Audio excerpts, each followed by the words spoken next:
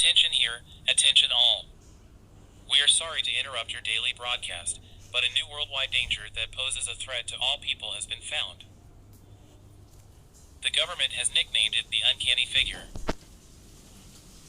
The uncanny figure is a humanoid that is around 8 feet tall. It looks normal from far away, which it tends to be when stalking prey, humans. It stalks for 2 days, then confronts the victim when they are alone. The figure will always appear far away, and will send a signal to the victim's brain, convincing them to move forwards towards the creature out of curiosity. The closer the victim is to the uncanny figure, it starts to look more distorted,